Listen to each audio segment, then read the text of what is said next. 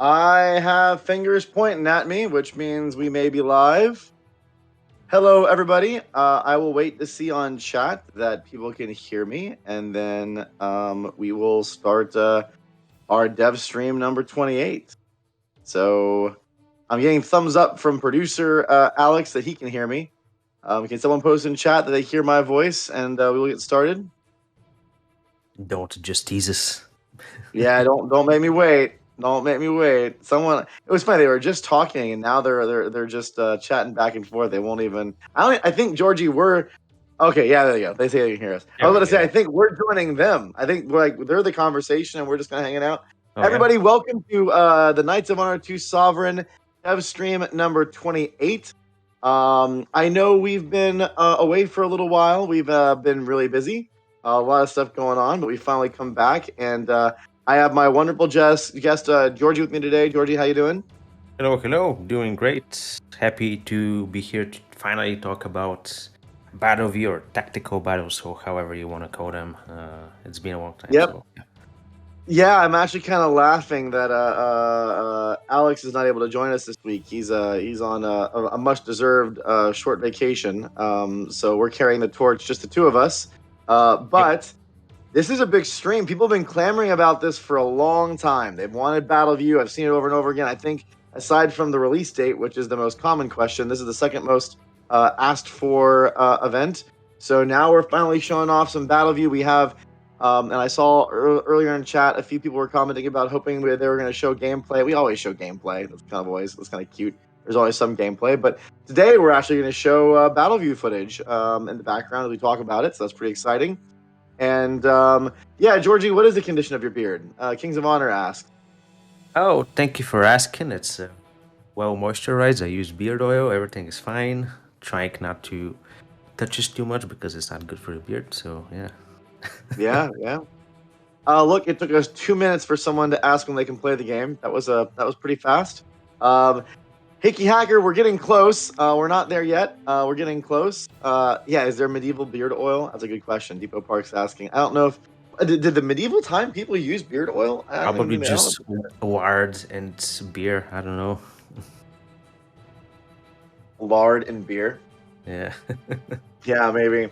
That's a good research point if someone can figure out how the ancient peoples managed. You know, it's weird. I keep on getting those ads for. I don't even have much of a beard. It's more of like scruffy beard, but I keep on getting the Beard Club for Men ads here in the U.S. All the time. Do you guys get those out in Europe?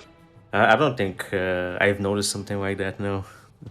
It's an American company that's really big right now on like pushing their products for like beard oils and grow your beard and blah blah blah. I'm curious how many people in chat have gotten the Beard Club for Men ads. They're all over the place. No matter, I think if you're a man, they just show up on YouTube, on Facebook, wherever. It's all over the Just to be place. clear, this is not a sponsored video. Yeah, it's not. Maybe we Yeah. should ask them, right? No. Well, we're super excited to talk with you guys about BattleView today, and again, thank you for your patience. We really wanted to show BattleView off this stream, and it wasn't ready a number of weeks ago to really record the footage we wanted to record. So today we were able to get the thing in and be able to show you guys some stuff, and I know everyone's been really eager to see it. So hopefully, if you haven't had a chance to check out the Dev Diary, it's on our community site, community.knightsofhonor.com, which is right below me. And then you can see some of the images and whatnot. But we're going to show a video today. You're going to see some B-roll. It's not a lot. I think we have like 2 or 3 minutes of footage. But we're going to just loop it as we kind of go through throughout the stream. Let's see. There's a second thing because the last thing to prove this will be an amazing game that leads a first. Oh, okay. Yeah.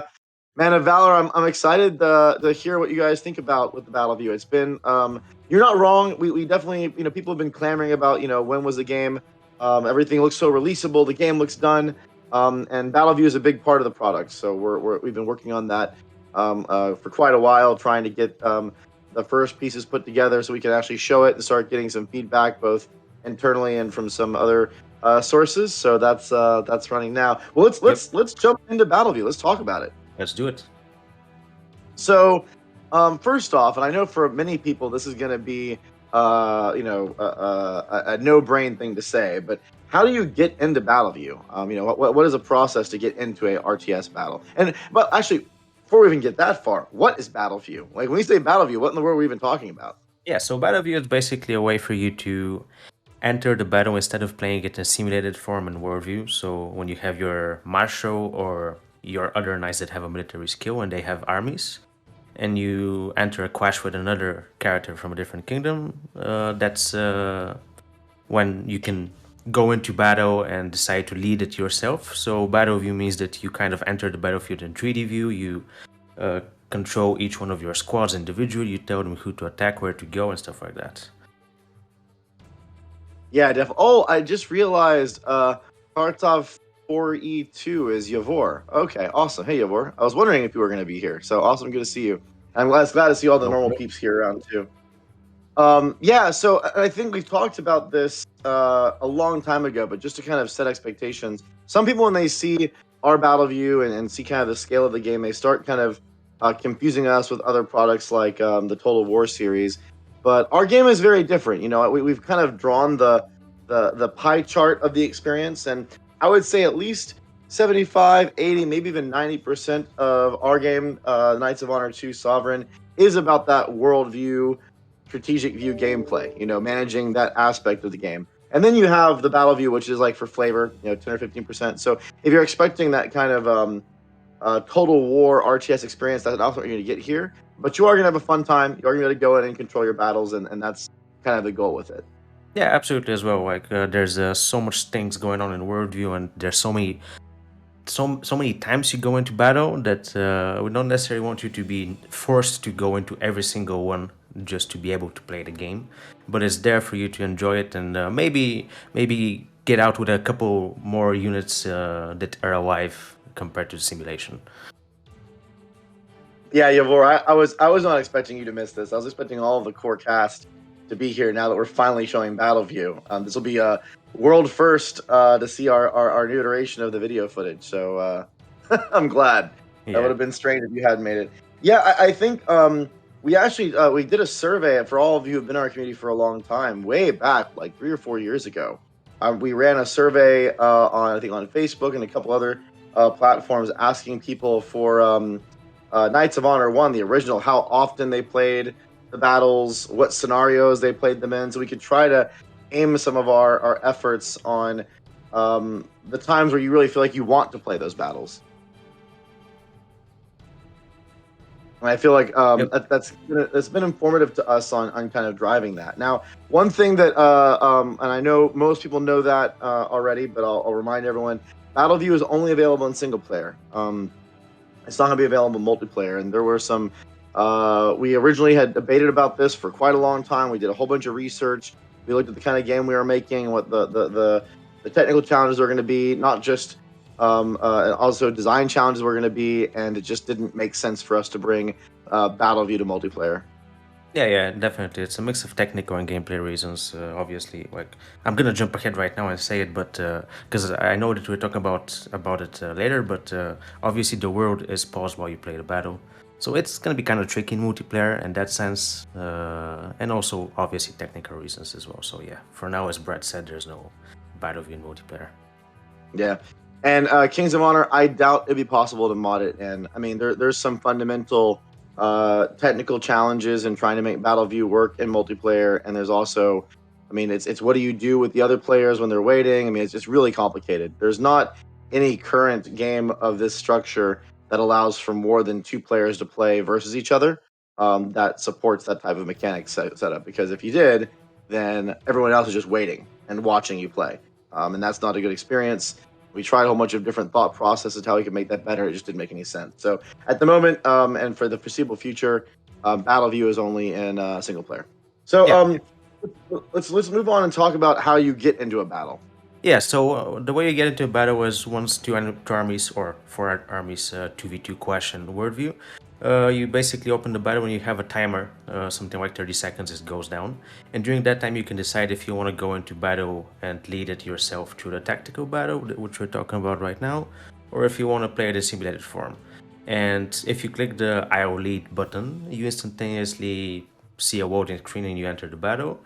And if you click the simulated form, then, I mean, obviously people would know from the original game, you just start battle in a simulated form, and that starts after the timer ends. We did iterate with that. When do you start? Does it start after the timer ends? Does it start immediately for the simulated one? Right now it is after the timer ends immediately, completely. Mm-hmm. And that's really designed so that like there's not stuff going on in the world while you're sitting there playing the battle. You can kind of separate those two and be able to spend the time in the battle you want without worrying about all the stuff that could be happening when your map is closed. Yeah, definitely. You're pretty much safe to play as long as you like in BattleView, and once you exit out, everything should be exactly the way as you've left it, with the messages and the states of the game and everything like that.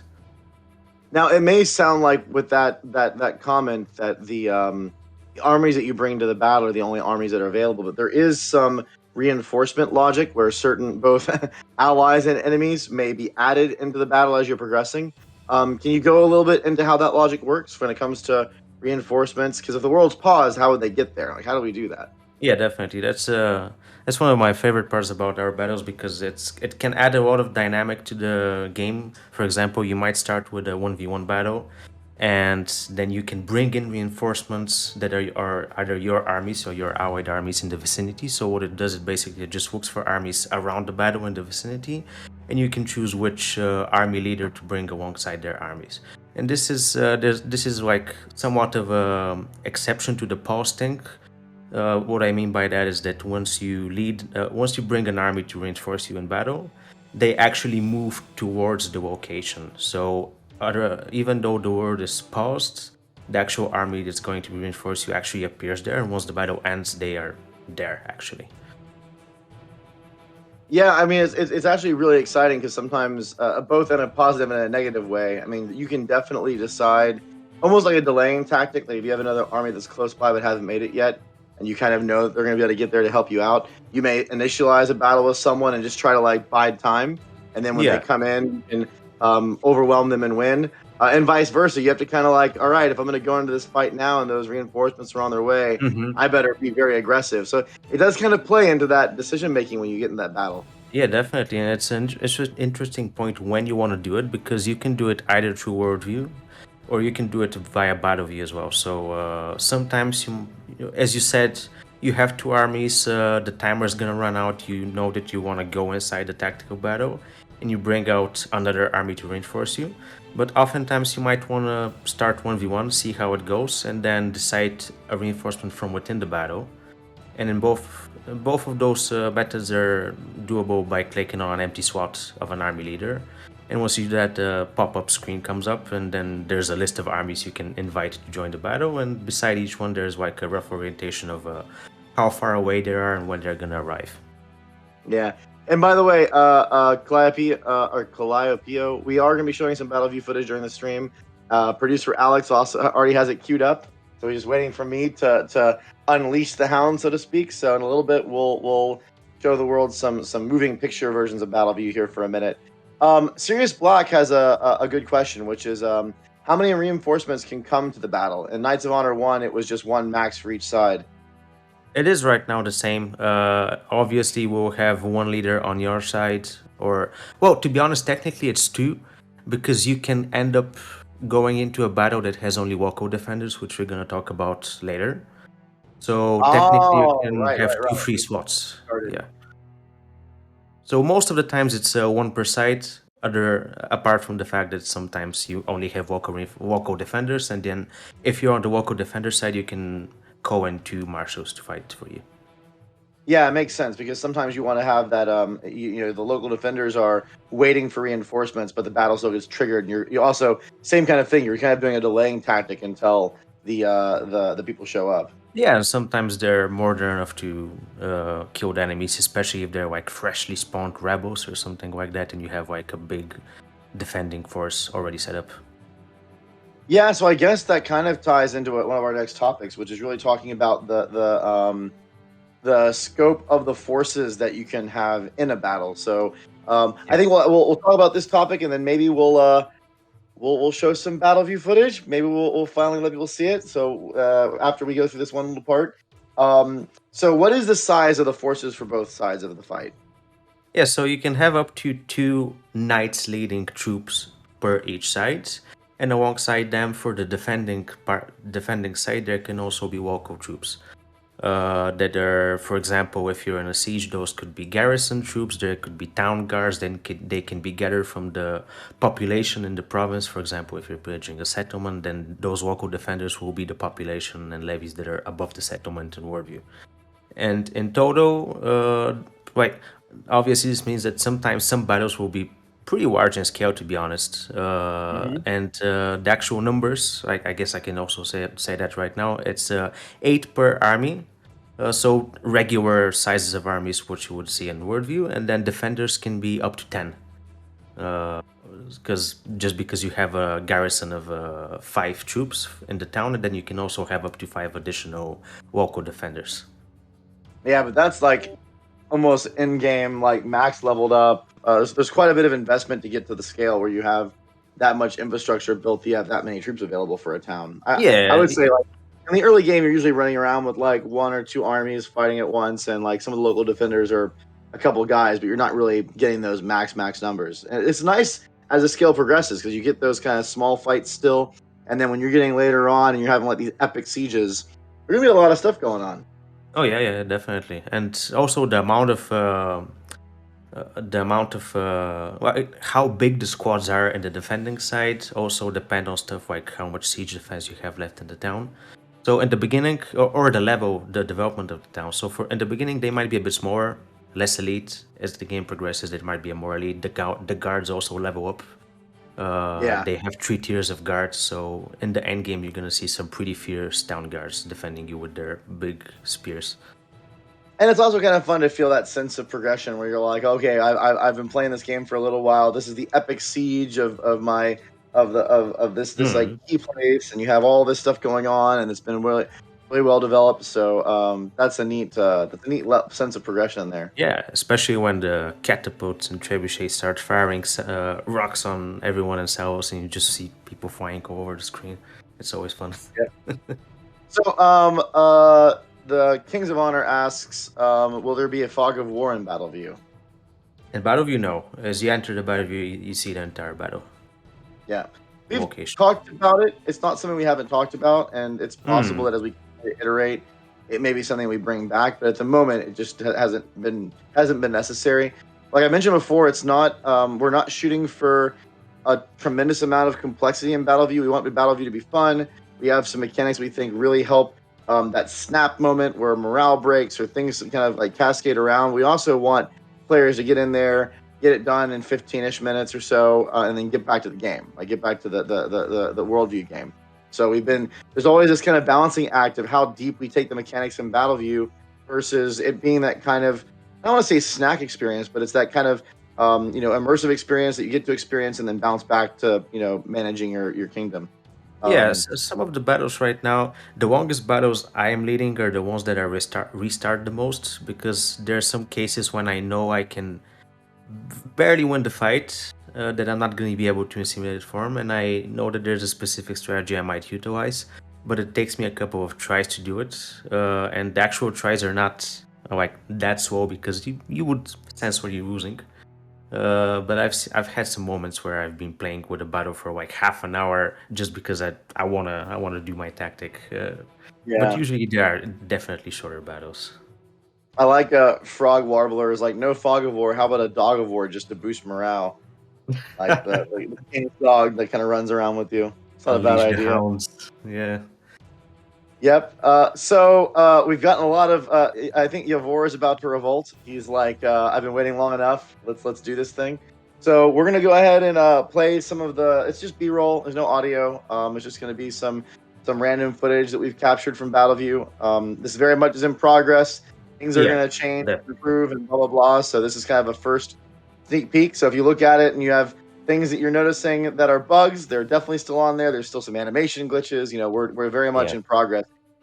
If you But notice something, please tell us because we're fixing all the time. Is I'm sure they will. really. We wanted to give you guys an early look at how it's going. So we'll go ahead and play the BattleView B-roll, and we'll cycle it. We'll play it as we're talking, so you'll get a chance to look at it. So don't think Yep. it's just one and done. Once Alex gives me the thumbs up that it's playing, we'll keep on going. It looks like it's going. I'm gonna watch chat for a little bit and just see what they think about the BattleView first impressions.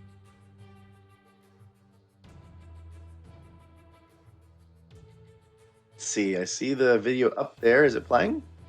There it goes. Okay, cool. I think it is. Yeah, we grabbed. I think this is like a couple different fights that you did. There's a. I really wanted to show more of the Arabic siege that you did, but that one was pretty rough. There were some glitches where like there are pieces of walls still standing and whatnot. So didn't get a chance to include more of that. But Actually, you'll those see. recording sessions were really fruitful. Those recording sessions because we fixed so many things during them. To be honest, it's been good. Yeah, and you'll see a couple different things. The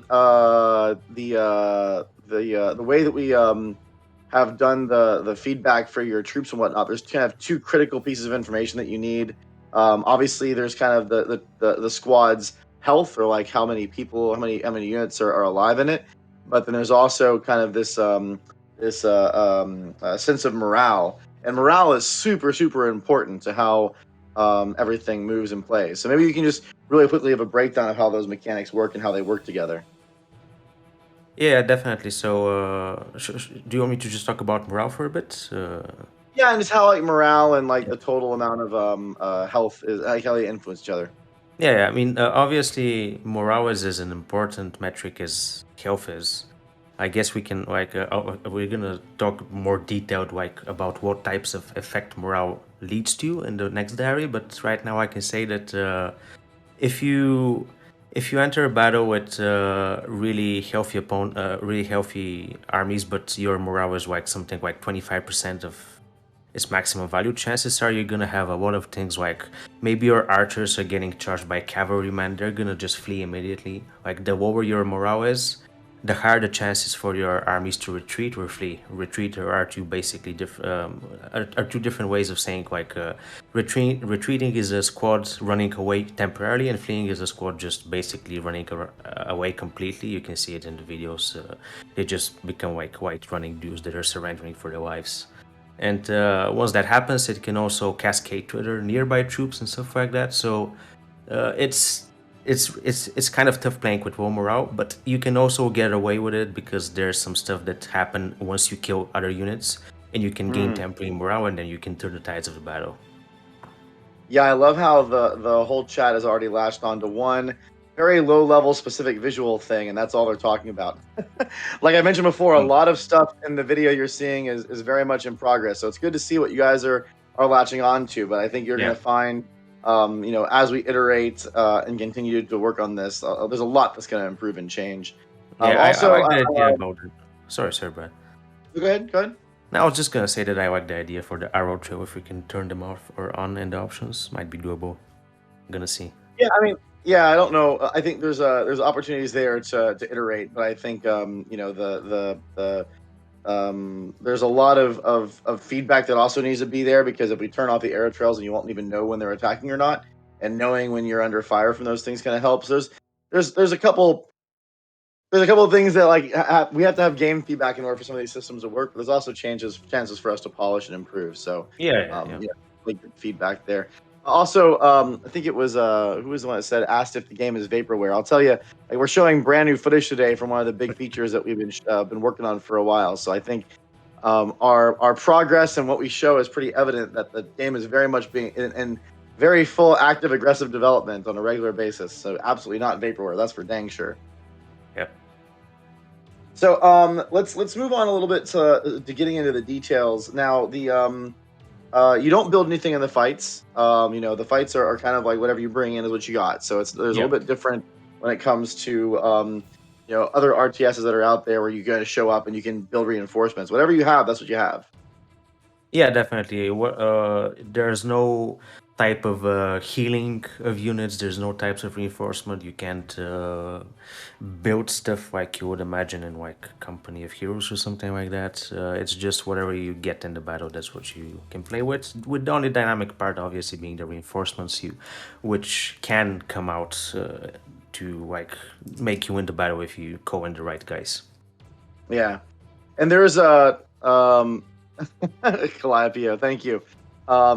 Yeah, this and I mean morale. I wouldn't say it's overshadowing. It's just part of something that's really important to fighting, right? Like, and that's you have situations in history where Yeah. a much larger force gets destroyed by a smaller force because of things like morale breaking, and there are even like morale weaponry that was used in certain parts in history. So I think the vision here was to capitalize that. We didn't want it just to be a simple, um, uh, you know health pool thing. We wanted to have different dynamics there. And honestly, it's also very critical for us because it plays from the worldview gameplay. So, like, if you retreat from a fight, you lose morale, and that kind of comes back when it comes to how you initiate. There are other morale components, like traveling in a foreign land too long, and there's options for certain royal court members. Like, there's certain skills that improve your morale or increase your total morale. A lot of this comes down to, like, if you have high morale marshal that knows how to rally his troops and has all that bonuses, you should feel that power when you go into the battle. It's not just about how many units you have. Yeah, definitely. It's been, to be honest, balancing between how big of an aspect morale is in relation to health has been one of the biggest balancing acts in the battles, in the tactical battles, I mean. Because it's if it's easy to balance it in worldview, it's a lot more difficult for tactical battles. I mean, it's a totally different beast, and sometimes, like, we've had moments when morale was too much of a decider, other times when it was not really doing anything. I Yeah. think right now we are in a good moment where we have like a good middle field, but I guess that's gonna be determined by as many players are playing and they start feeling that. Yeah, it's been. I mean, there's been a number of back and forths on that front for sure. I remember even like a build back a number of months ago that I played where I had retreated from a siege because I didn't want to siege anymore. My morale hit got done, and then I Yeah. got knocked to the ground by an army of peasants, even though I was in a pretty well trained army because I had lost so much morale. I remember sending some notes off, being like, "Man, that hurts a little bit too much, right? Like maybe morale should be that bad." So there's been a lot of back and forth balancing, and I'm sure there'll be Yeah, even more when we. This is not a game that we're playing to just release and stop supporting. So we'll definitely. also be getting your guys' feedback as you start playing it there.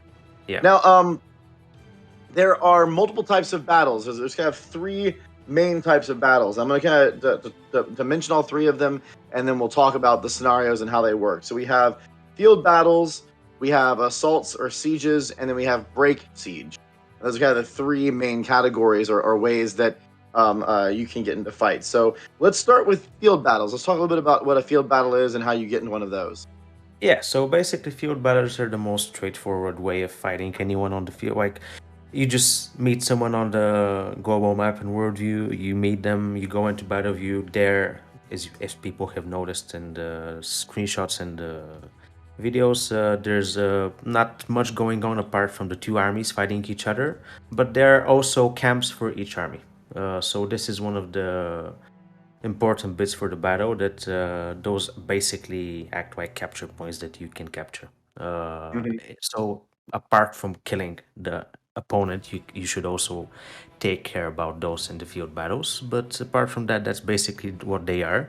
And also, some field battles might include, as we've said earlier, some local defenders. So, for example, if you are pillaging a settlement, that is a field battle in itself. But if you attack someone that has some population in that settlement, then they act as local defenders. So you need to deal with them as well.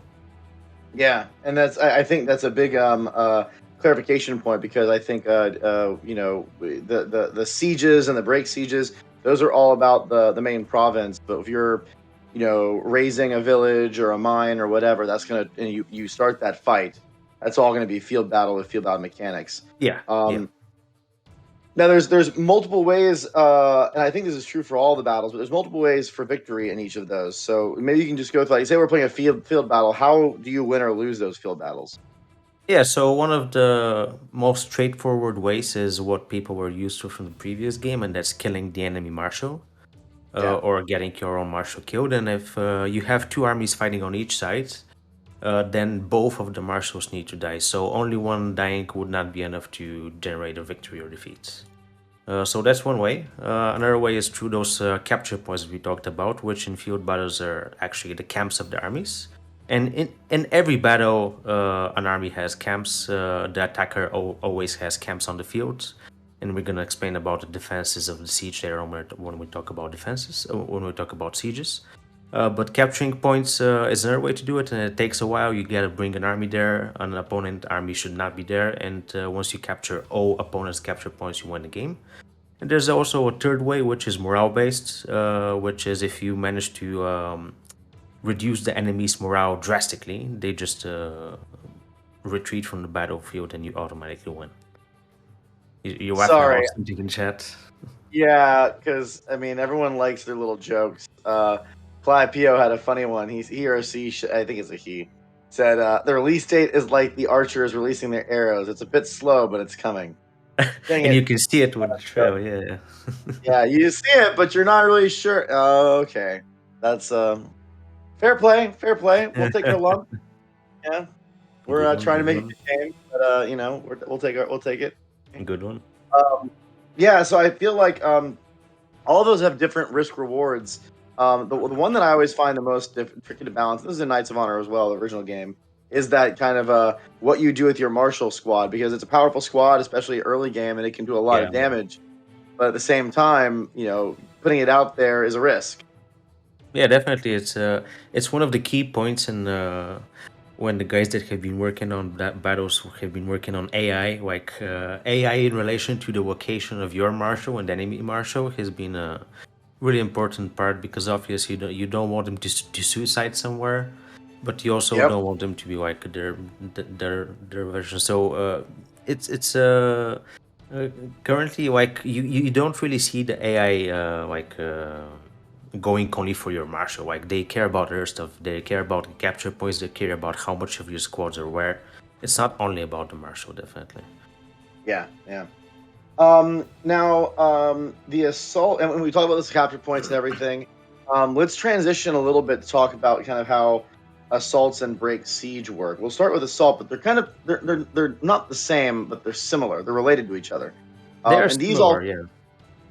yeah, they all take place when a province is being sieged, which is there's a main center point to a province, and if it's being sieged, and just as a reminder, there are some steps to how that works. When you first send an army over to a province and you start the siege, and there's a previous dev diary and DevStream where we talked about how the details of that works, but I'll do a quick reminder course. There's kind of a period of time before you're allowed to begin the assault. We'll start with assaults first. And a Yep. lot of that has to do kind of wearing down the defenses, which is kind of like there's a value there that needs to be eroded. And if the defenses are strong, that takes a lot longer to start the assault. That can be improved with certain province structures, or if the province is relatively unupgraded or undefended, that can happen a little bit faster. There also is a sense of starving out the province when it comes to how much food is in there, and all as well. If the food drops between a certain level, that can be able to trigger an assault. But the lower those values go, the easier the assault may be, the lower the morale of the troops may be that are defending. So there's a lot of different factors involved in when you decide to trigger that assault. And I think it's worth kind of discussing that some, because I saw some of the questions coming up in the community site about the assault timing and how you decide when you just trigger that fight. Yeah, it's a big part of the battle gameplay in general in the game. Right now, as you said, there is a moment when you can enter assault. When you can basically click the button to assault, and then you decide if you want to play it in simulated form or in tactical battles.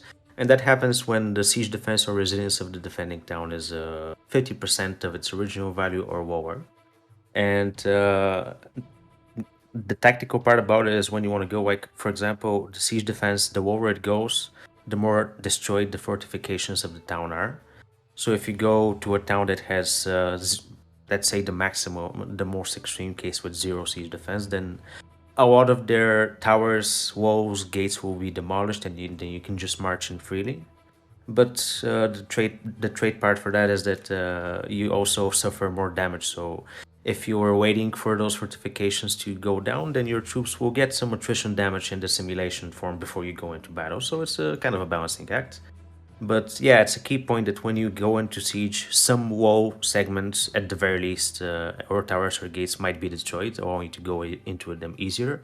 And obviously, if you have siege equipment and stuff like that, this happens faster. Or if you want to go into the tactical barrier, you can use them to bombard the defenses of the enemies a little bit, and then march in with your armies. Yeah, Walmart's. I agree. Only great vibes from the DevStream. I'm glad you're enjoying it, and appreciate all of the comments and everything. It's great. It's I always find that decision making process tricky because as we talked about before, the whole reinforcement side of things, and you may have some visibility or information about the enemy rushing to break the siege or to stop you or reinforce the defenders, Yep. and so you're pressured to start a siege with a more dug in foe as opposed to waiting and wearing it down and making that battle easier. And that's just part of the strategy. It's not just if you assault or siege, but when. Yeah, and also I also want to say something that we've added recently. It's not related to battles, but kind of is in the sense that you can open the gates with a spy. It's an action we added recently. Oh, right. And you can jumpstart that moment. So let's say you've just started a siege and you gain opportunity for your spy who is in that kingdom, and it just says open the gates. And you can open the gates and you can start an assault, and that means that when you start it, the gate is literally destroyed. Like it's open, sorry, not destroyed. It's open for you to march in, and then the defenses of the defending troops are also less than they would normally be.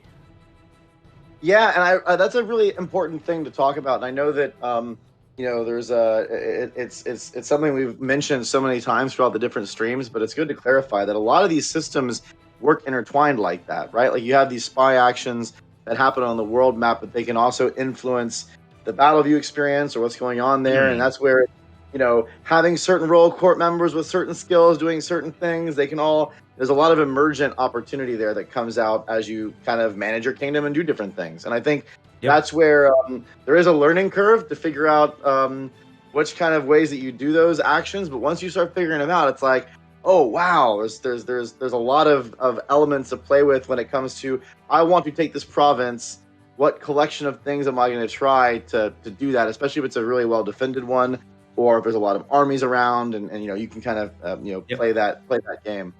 Yep, definitely. Now let's go into. I mean, when you're watching the footage, let's talk about a little more on details of the assault side of things.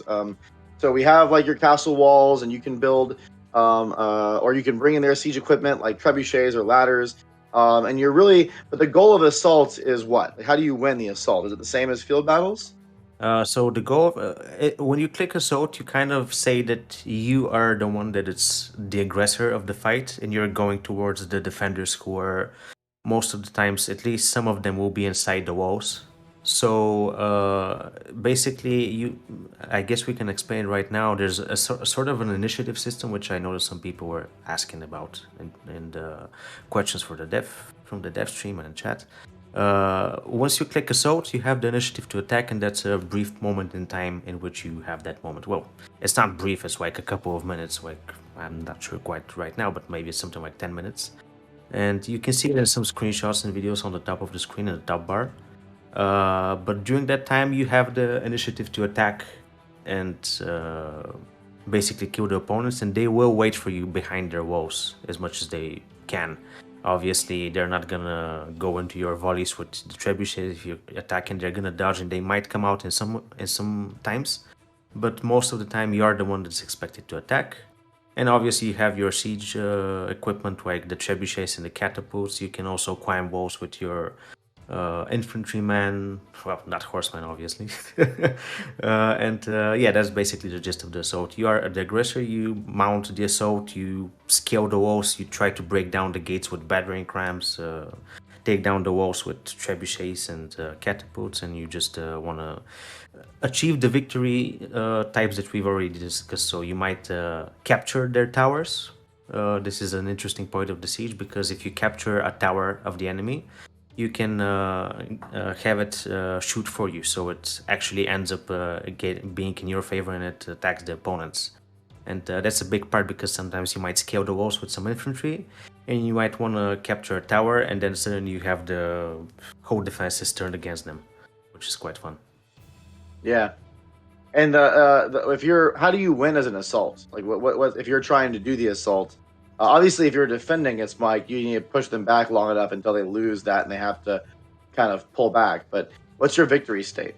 Is in all types of battles, it's either capture their points, so they are positioned within the town this time around. So they're you gotta navigate through the houses and whatnot. That's one way to do it. The other one is obviously the martial and the morale loss. So yeah. Okay. Yeah, well, so what happens if there's no marshal? You're just fighting, say, defenders. The only way you can win is just to capture the Yeah, province. or kill everyone. Yeah, yeah. Okay, cool. So let's flip the script and talk about Break Siege. So Break Siege is also taking place during a siege, and there's going to be an army on the outside and an army on the inside. But this is something where the defenders initialize the battle. Yeah, definitely. It takes place on the same map. The difference is that if you decide to break siege, you're the initiator from within. So your army is the one that's spawned in a way that it must attack outside of the town. You're not expected to be waiting inside when you break siege, and initiative also once again plays a role in that. When you break siege, you are the one that has the initiative, and if it ends, the siege continues in simulated form. The battle ends. But the attackers, in that sense, when you break siege, they won't rush towards the wall, but you are the one that's going out for them. Right, you're trying to push them off the Yeah, province and make them retreat. Right. yeah. But it's the same app. So if the battle does end up going back towards the town, which it can happen, it's the same game basically. But the beginning part and where you position yourself, that's the difference. Yeah, a common trigger for Break Siege is if an enemy is sieging one of your provinces and you bring an army there to try to push them off. When you bring that army to show up, that's when Break Siege can trigger. Yeah, yeah. Sometimes you might not want to click break siege because you might want to use your towers and walls as much as possible for defense. Obviously, that's not going to be an easy thing to do if you break siege. So sometimes you might want to wait for the assault to happen. It might be a viable strategy, or you might want the enemy to break the siege for you so you can accept them outside of the town's walls. In different Yeah, scenarios, different types of battle estimations, depending of if you're winning or losing, different strategies work. yeah. A lot of it's kind of based on what you're trying to do, right? Like if you come in with two armies and they're sieging with one, you may want to show up and just break siege right away to overwhelm them and beat them. Yeah, If it's a might tough be. fight and they have a full army there, you may want to actually have your armies just wait until the fight actually starts and think Yeah, about it yeah, that way. yeah. That decision matrix definitely it kind of translates to that worldview play again, where you're, and that's where I think there's kind of it's there's like the RTS battles when it comes to BattleView, but the worldview still happens in real time. Like you're moving armies around, you're positioning them, and I always kind of feel like worldview in a way is like this meta RTS kind of like you're Yeah, not yeah. controlling units, you're controlling armies and their position and the actions they're doing make a difference, and It it feels does that kind of way. Yeah. yeah. Especially later on in the game when many kingdoms go into big battles and many sides are fighting on different many kingdoms are fighting on different sides of the war. You have alliances and you suddenly have a province that's like full of like 6, 7 armies of different kingdoms, and you're like, wait a minute, let's pause and see what happens right now. Yeah, and I mean, this is. I mean, I love the turn-based type games that are similar, but it's I think a unique selling point of the Knights of Honor franchise that you have those Mm. real-time aspects in both places, and the action's always going. There's always things taking place. Obviously, you can slow it up or speed it down or pause it for a minute, but it gives you that kind of sense of life, and it's kind of a multi-layered RTS, right? I love that. Yep. So let's see. There's a couple more things. We talked about the let's see, we talked about the risk rewards. So I guess well, the last thing we'll talk about before you go into questions, and I saw a few people asking about this, but the what do you think, in your opinion, like what's one of your personal big differences between the original Knights of Honor's Battle View and this one? Like, what do you think is a big thing that has really changed the way that it plays? Oh, obviously, the first thing you would say that's 3D, but that's like common sense. You can see that. Right. I think it's a updated version of the previous one. It's the sieges for me right now feel a bit more fun because of the way the destruction works, and you can have like for example, you can trap enemies on the walls because you destroy everything around them. Like those aspects are improved. There's a lot of small things that are optimized and made better, and I like the fact that it's still not a battle that prolongs for like more than a half an hour. It's something that you can get into. You can decide what strategy you want to, and you can really play around with it until you get the outcome you want. Yeah, I think that it really is something we talked about a lot was keeping a lot of the Knights of Honor formula intact.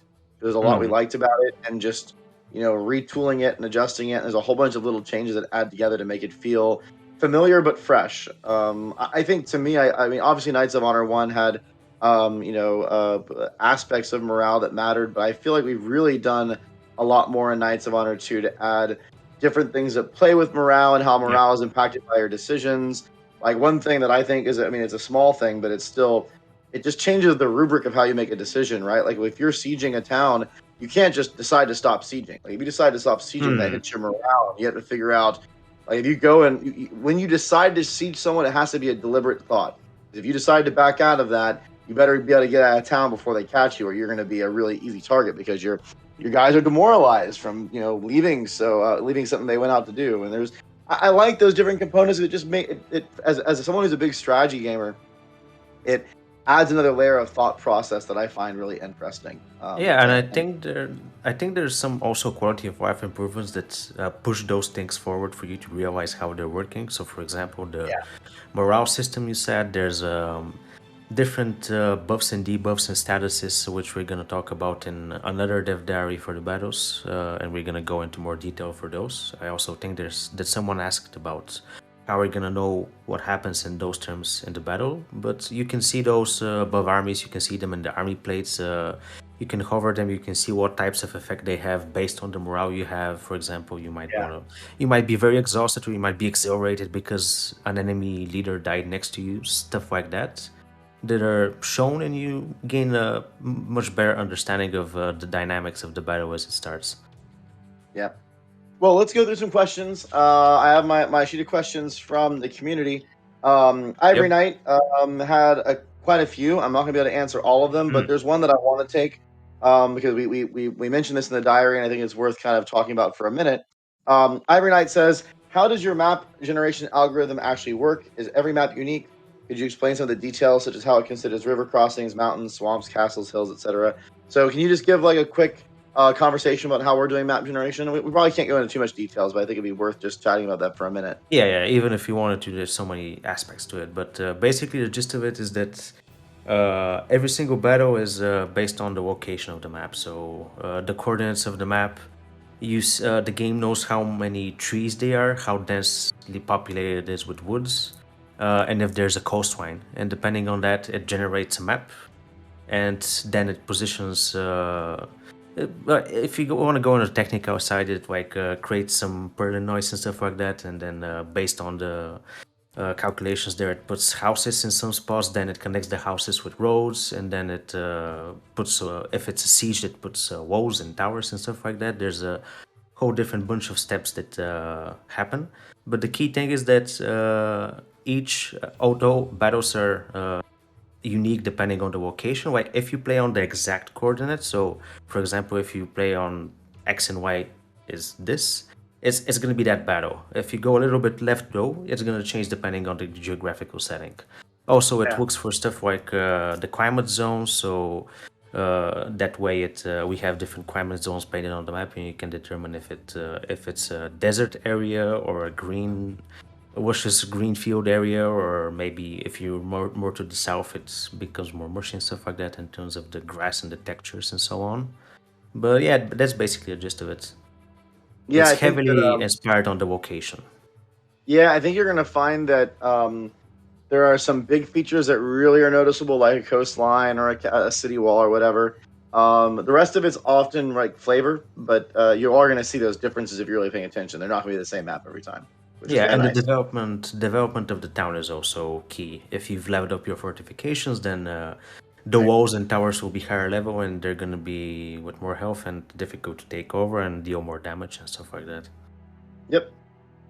William Blake asked, and we talked about this already, but I'm just going to ask the question so we can clarify we talked about it. So he asked, is initiative a resource or something? Is it calculated or runs out? Can a player see it on the UI, et cetera, et cetera, et cetera? So he basically wants to clarify, does initiative work as a mechanic? And as we were talking about before, yes, absolutely. Initiative is something that you have.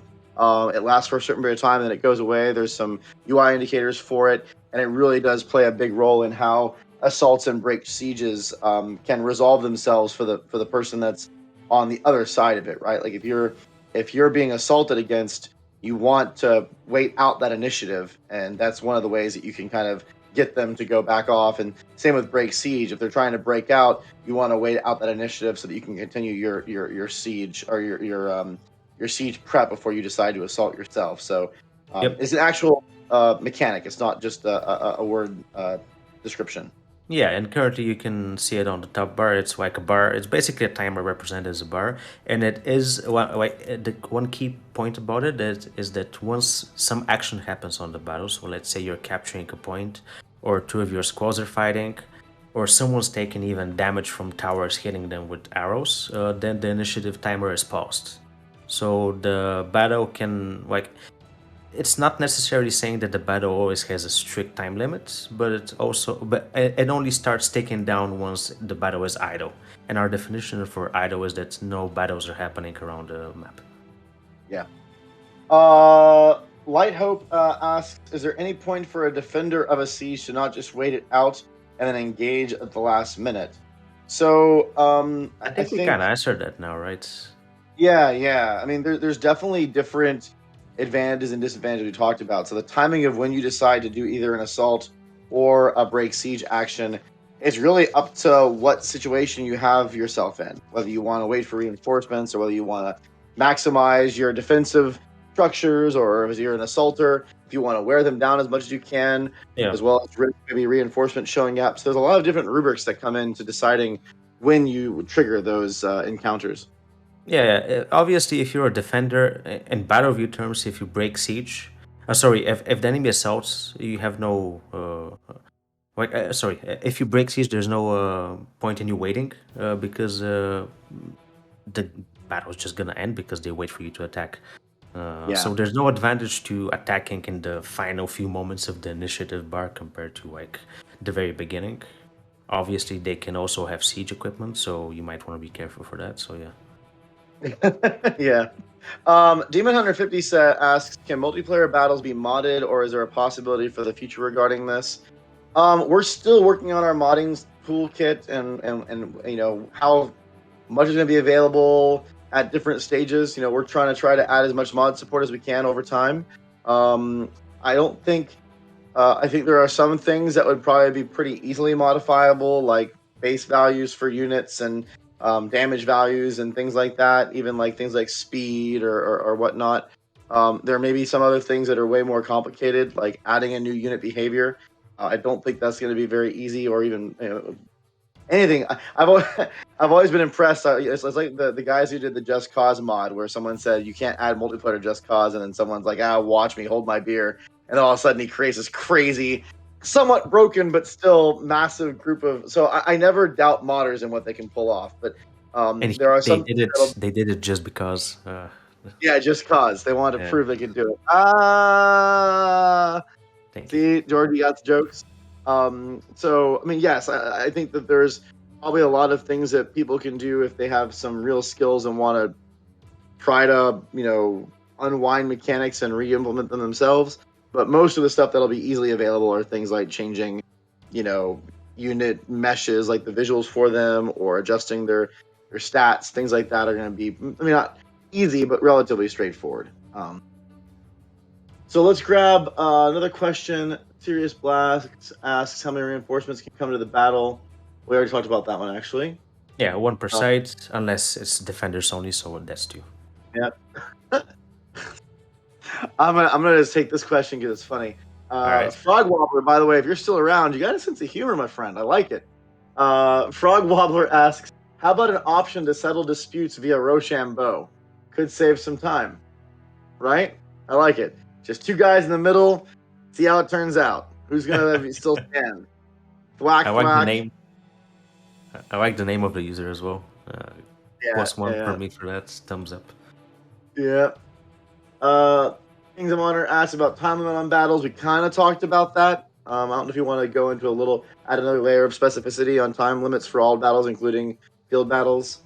They're not for field battles. They're only for break sieges and assaults because those are the ones that you initiate. When a field battle happens, it kind of makes no sense because both sides clash, and we don't have an initiative system there because there's not a moment. It's not like an RPG where you like surprise the enemy and you get the first blow or stuff like that. Like it's not that type of combat in our case. Yeah. Clapio asks, I've got a question. Are you guys devs happy with the state of the game, or you think there'll be some changes eventually in an extension or later?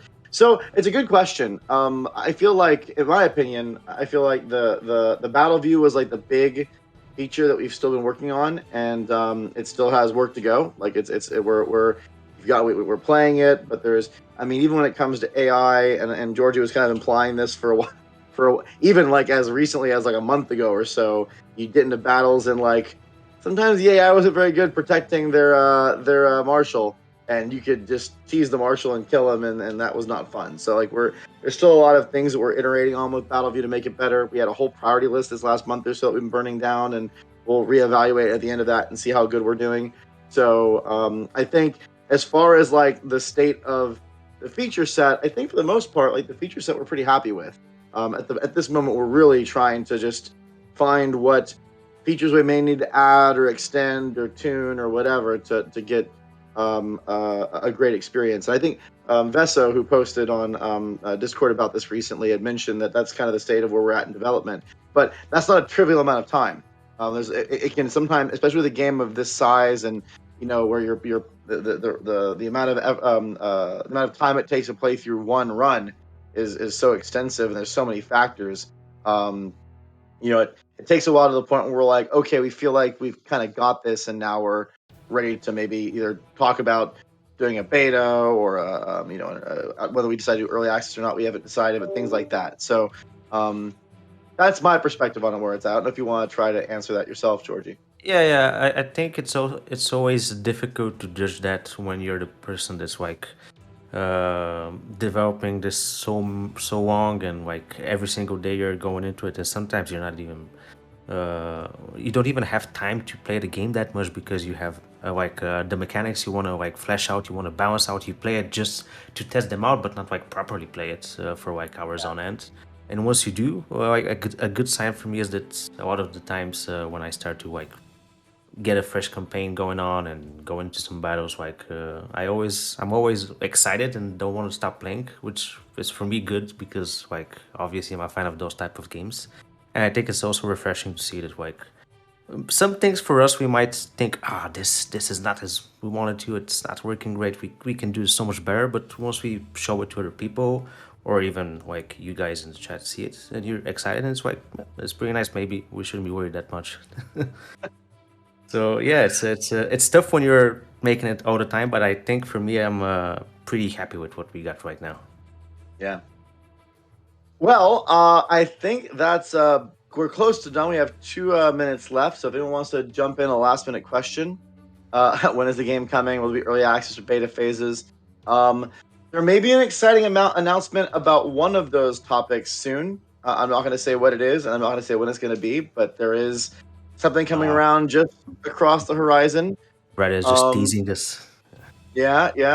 So there is going to be something coming up very soon, like in the next week-ish, maybe, around one of those topics. So keep an eye out for our social channels. And as far as like release date, and if we're doing an early access or whatever, we're those are all things that we know how eager you are, and we know how passionate the fan community group is. So we're really trying to get an answer for those questions as soon as we possibly can. And like we've said before, we're doing our best, as best as we can, right, to make the best version of this game as we possibly can. We're giving it Yep. the time it needs, and it's just part of game development. It's an art form, not a science, and it takes time to help a game be its best version of itself. So, and even when you give it that time, sometimes it's still tough. But we're doing all we can on that front. I think that's about it. Georgie? Yeah, right I on the think dot. people like it. They seem to like BattleView. Good to hear. I've been working the chat as well, briefly, every now and then. So yeah, very nice. Yeah. Well, thank you everyone so much for joining. Again, thank you for your patience and how long it took us to get this this stream out and this dev diary out, but hopefully it was worth the wait. We will hopefully target be back in 4 to 6 weeks or so. It's going to be a little bit complicated because obviously next month is Gamescom, and there's a lot going on with Gamescom, and we're not going to want to collide with that. So don't be mad and don't be surprised if we either try to get one in before Gamescom or we wait till after it's over. We're going to have to straddle that line because they come up in the same time. But we'll keep you updated on Discord and on our social channels. We really appreciate all your excitement. Georgie, thank you for hanging out with me today. Thank you very much, and I just want to give a shout out to everyone who's been working on BattleView, who's watching from the team. Like, good job, guys. We're doing Yeah. it. Oh yeah, Job. nice. And haha, Alex, you didn't get a chance to be here with us. Uh-huh. I'm going to poke at him a little bit because I know he wanted to. Yeah, next time, hopefully, he should be here. Next time. Yeah. All right, everyone. Thank you so much. Stay safe. We will talk to you guys later. And thanks again for all your support. Bye.